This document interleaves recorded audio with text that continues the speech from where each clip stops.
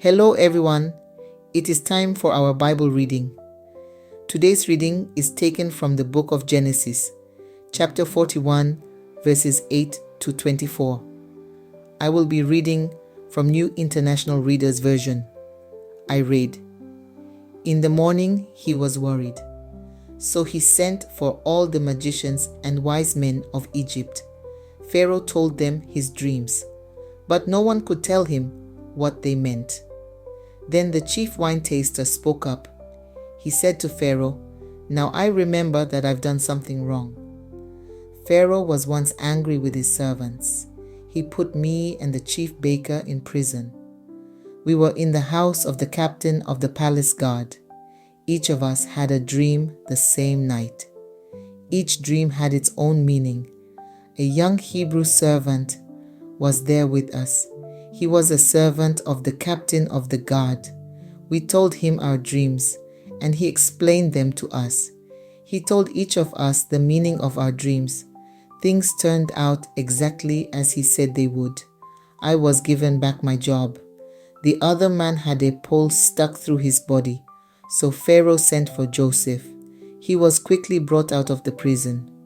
Joseph shaved and changed his clothes. Then he came to Pharaoh. Pharaoh said to Joseph, 'I had a dream. No one can tell me what it means. But I've heard that when you hear a dream, you can explain it.